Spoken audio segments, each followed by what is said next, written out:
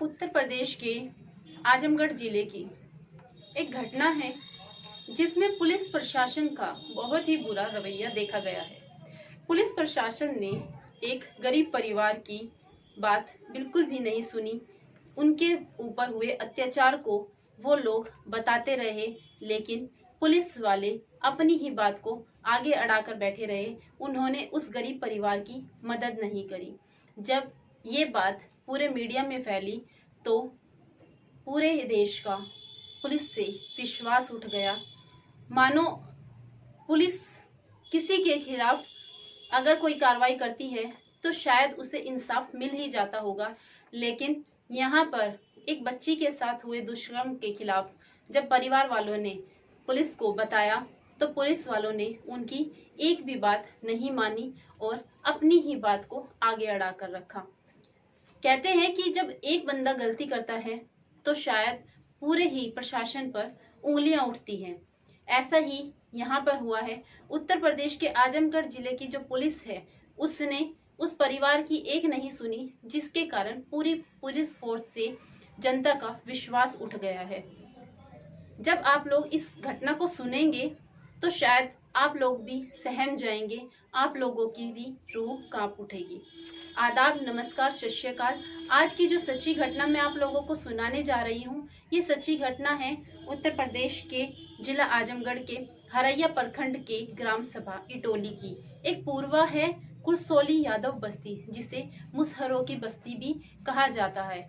यहाँ पे 4 या 5 कमरे बनाए हुए हैं जिन पर ना प्लास्टर किया गया है ना उसमें पेंट है। बस्ती बिल्कुल अलग बनी हुई है। वहां पर लाइट की सुविधा की गई है, लेकिन कुछ गरीब लोग वहां पर आकर रह रहे हैं। जिस एक परिवार रहता है, दादा दादी, माता पिता और 2 बच्ची और उनका एक भाई।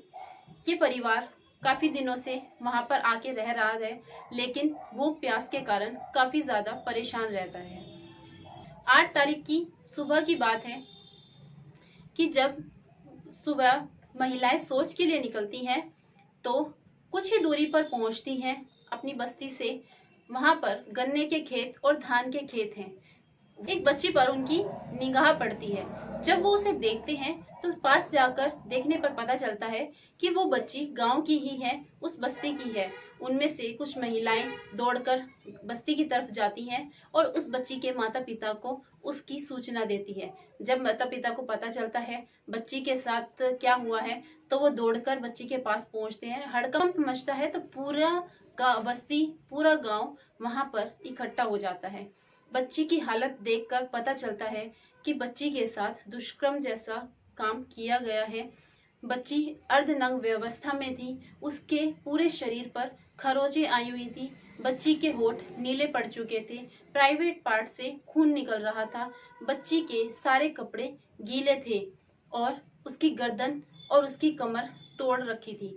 बच्ची के कपड़े गीले थे, उसे देखकर लग रहा था कि बच्ची को दुष्कर्म करने के बाद उसे मारने की कोशिश करी गई है, पानी में डुबोकर मारने की कोशिश। लेकिन जो आसपास के धान का खेत है वहां का दृश्य देखकर लग रहा था कि बच्ची ने अपने आप को बचाने की काफी कोशिश की है। लेकिन जब परिवार वाले बच्ची को देखकर रो रहे थे, काफी परेशान हो रहे थे, तो आनन फानन में बच्ची को नजदीकी प्राथमिक स्वास्थ्य केंद्र लेकर जाते हैं और वहां पर उसको इलाज के लिए भर्ती कराते हैं। लेकिन वहां पर उसका इलाज नहीं किया जाता, उसे हायर सेंटर के लिए जिला अस्पताल में रेफर कर दिया जाता है। जब बच्ची को हायर सेंटर जिला अस्पताल में लेकर जाया जाता है तो डॉक्टर्स वहां बच्ची की हालत देखते ही पुलिस को फोन करते हैं। पुलिस तुरंत ही मौके पर पहुंचती है और बच्ची को देखती है। बच्ची की हालत देखकर पुलिस माता पिता से पूछताछ करती है।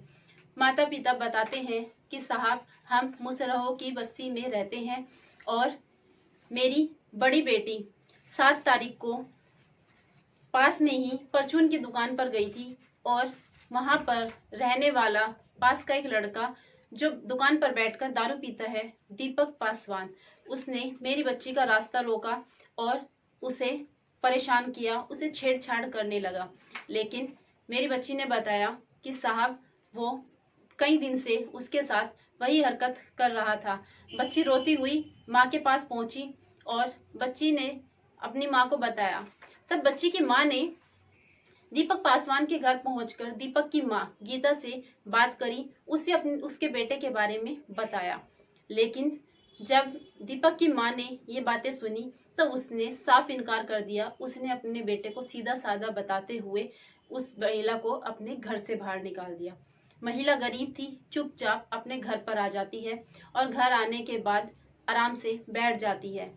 तो शाम को दीपक पासवान अपने दोस्तों को लेकर घर पहुंचता है और बच्ची के माता पिता को धमकी देता है कि आज रात को वो कुछ न कुछ कांड करके रहेगा, जिस पर माता पिता काफी ज्यादा घबरा जाते हैं और बड़ी लड़की को अपने पास सुला लेते हैं। जब बच्ची उनके पास सोती है तो वो परेशान नहीं होते। वो सोचते हैं कि बच्ची हमारे पास है तो शायद वो कुछ नहीं कर पाएगा।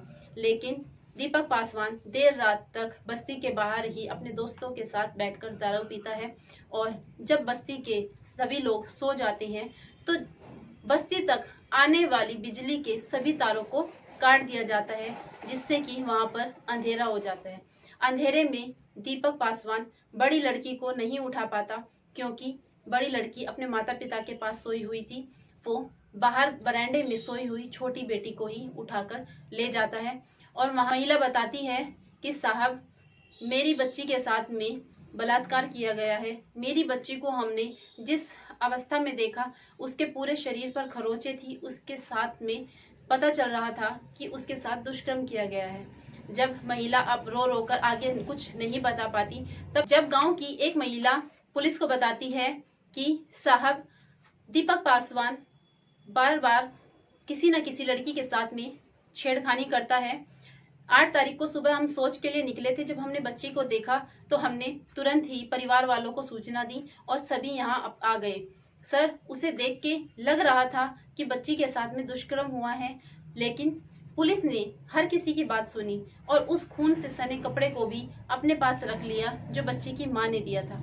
लेकिन कोई भी कार्रवाई उनके खिलाफ नहीं हुई। शुरुआत से ही पुलिस ने इस केस को दबाने की कोशिश करी।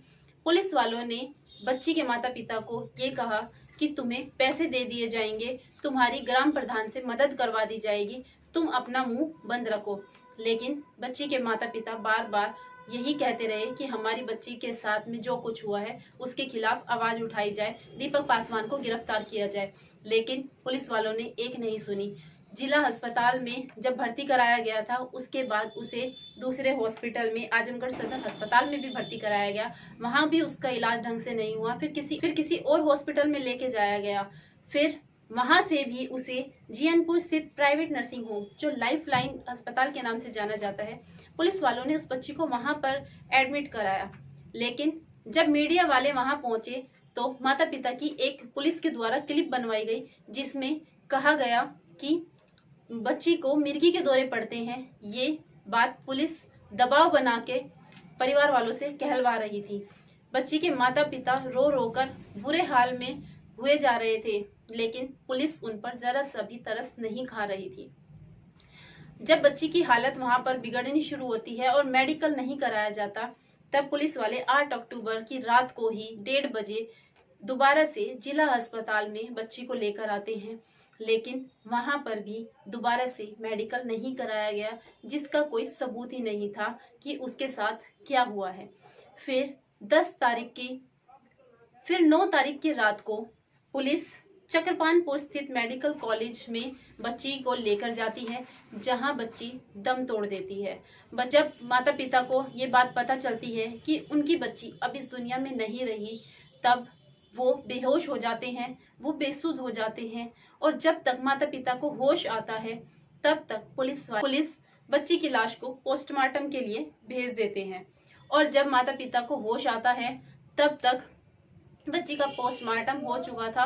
10 तारीख की सुबह बच्ची के परिवार वालों को बच्ची 10 मिनट के लिए दिखाई जाती है।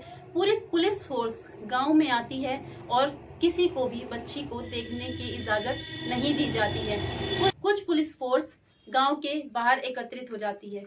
मामला यहाँ तक भी शांत नहीं था। बच्ची के माता पिता बच्ची को दफनाना चाहते थे, लेकिन पुलिस वाले इस पर भी ऐतराज करते हैं।